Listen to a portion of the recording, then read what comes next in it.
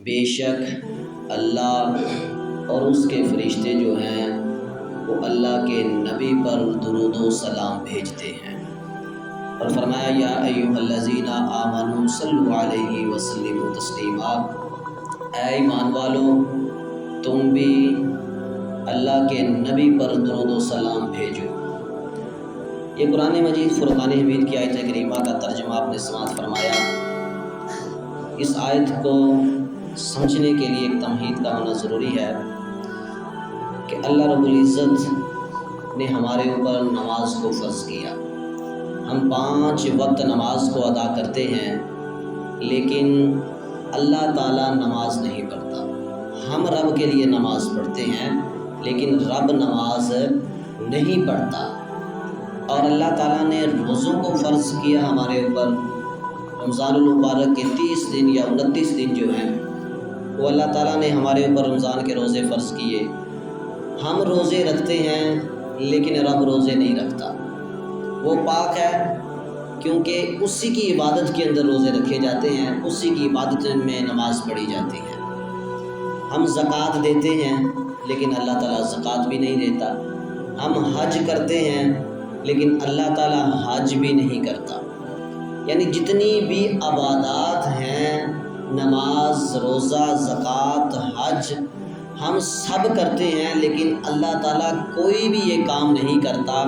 لیکن اللہ تعالیٰ کیا کام کرتا ہے؟ قرآن مجید فرقان حمید کی یہ آیت ہمیں بتاتی ہے کہ ان اللہ و ملائکتہ یصلون علی النبی، کہ اللہ تعالیٰ خود بھی اور اپنے فرشتوں کو بھی ساتھ کہتا ہے، فرماتا ہے کہ میں بھی اپنے نبی پر درود پڑھتا ہوں۔ پتہ چلا کہ درود پاک ایک واحد ایسا عمل ہے جو رب خود بھی کرتا ہے، اپنے فرشتوں سے بھی کرواتا ہے، اور اس کو کرنے کا ہمیں بھی حکم دیتا ہے۔ کیا ایمان والو تم بھی یا ایھا الذین آمنوا صلوا علیہ وسلموا تسلیما، کہ تم بھی میرے نبی پر درود پاک پڑھا کرو۔ اور پھر درود پاک ایک ایسا عمل ہے کہ جس کی قبولیت ہی قبولیت ہے۔ یعنی ہم نے نماز کو پڑھا، کسی کو اس بات پر یقین نہیں ہے کہ میری نماز قبول ہوگی یا نہیں ہوگی۔ میرا رب ہی جانتا ہے کہ کس کی نماز کی قبولیت ہے، کس کی نہیں ہے۔ ہم نے روزہ بھی رکھا تو یہ رب ہی جانتا ہے کہ کس کا روزہ قبول ہے یا کس کا نہیں۔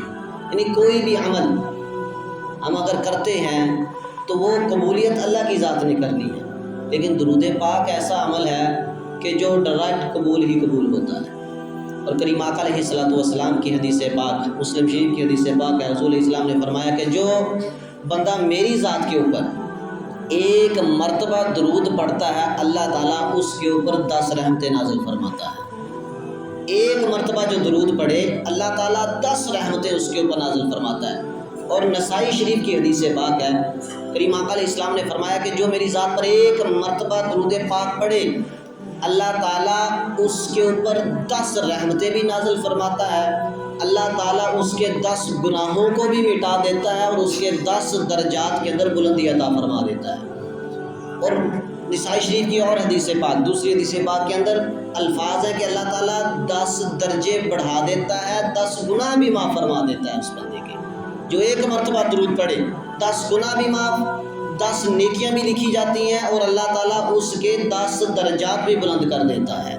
صرف ایک بار جو پڑھے، اللہ تعالیٰ اس کے درجات کے اندر اتنی بلندیاں رکھتا ہے، اور جو کثرت سے پڑھتا جائے اس کے لیے پھر کتنا انعام ہوگا۔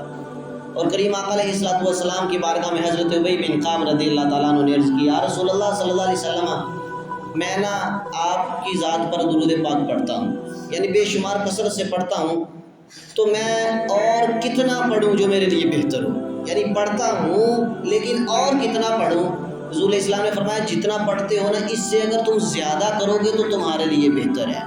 تو اس نے عرض کی، صحابی نے، یا رسول اللہ صلی اللہ علیہ وسلم، کہ میں آدھا دن جو ہے، یعنی آدھا وقت اپنا وہ آپ کی ذات پر درود پڑھوں گا، اور باقی آدھا وقت جو ہے وہ باقی معاملات، یعنی نماز، روزہ، جو بھی جتنے بھی ہیں وہ میں سارے عمل کروں گا، لیکن آدھا وقت اس میں سے آپ کی ذات پر درود پڑھوں گا۔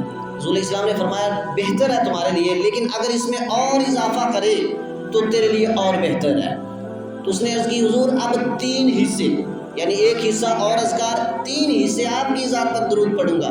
کریم آقا علیہ السلام نے فرمایا یہ بہتر ہے، لیکن اگر اور بڑھا دے تو تیرے لیے اور بہتر ہے۔ تو عرض کی یا رسول اللہ صلی اللہ علیہ وسلم اب سارا وقت جو ہے وہ میں آپ کی ذات پر درود پاک پڑھتا رہوں گا۔ رسول اسلام نے فرمایا اگر تو ایسا کرے نا کہ سارا وقت یہ عمل کرے تو یہ عمل تیرے تمام غموں کو ختم کر دے گا۔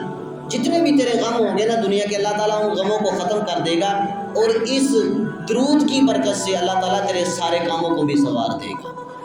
اس تمام کاموں کو اللہ رب العزت، ہمارے اس تمام کام سے مراد کیا ہے کہ انسان کی دنیا میں جتنے بھی غم ہوتے ہیں، یہ بہت بڑا وظیفہ ہے ہمارے لیے۔ ہم پریشانیوں کے عالم میں ہیں، تو جو بندہ سوچتا ہے نا کہ میں پریشان ہوں، تو اسے چاہیے کہ زیادہ سے زیادہ وہ درود پاک کثرت سے پڑھے، تو انشاءاللہ وقت دور نہیں ہوگا، اللہ تعالیٰ اسے تمام غموں سے نجات عطا فرما دے گا۔ یہ درود پاک کی فضیلت یعنی برکت اتنی ہے کہ انسان پڑھتا چلتا ہے، اللہ تعالیٰ اس کے درجات کے اندر بلندیاں بھی رکھتا ہے، اور اللہ تعالیٰ اس کو غموں سے نجات بھی عطا فرما دیتا ہے۔ یہ ہمارے لیے انعام ہے، اور پھر مشکل کام نہیں ہے۔ یعنی ہم سوچتے ہوں گے نا کہ شاید یہ تو انسان اگر چلتا پھرتا بھی پڑھتا رہے تو یہ مشکل نہیں ہے، بندہ پڑھتا چلا جاتا ہے۔ اور درود پاک زیادہ الفاظ نہیں ہوتے، یعنی مختلف قسم کے بزرگان دین نے لکھے ہیں، الصلاۃ والسلام علیک یا رسول اللہ صلی اللہ تعالی علی محمد، جو بھی آپ پڑھنا چاہیں درود پاک ہے۔ یعنی جو بآسانی، کچھ حضرات سوال کرتے ہیں نا کہ میں کون سا درود پاک پڑھوں، یعنی ہر کی فضیلت ہے، لیکن جو آپ کو بآسانی لگے، جو لفظ آپ کے یاد ہوں، آپ وہی پڑھتے چلے جائیں تو ہر درود پاک کی قبولیت ہوتی ہے۔ اور پھر کریم آقا علیہ السلام نے فرمایا، ترمذی شریف کی حدیث پاک ہے، کریم آقا علیہ السلام نے فرمایا کہ جو بندہ نا دنیا پر میری ذات پر درود پڑھے گا تو قیامت والے دن جتنا اس نے میری ذات پر درود پڑھا ہوگا، قیامت والے دن اتنا ہی وہ میرے قریب ہوگا۔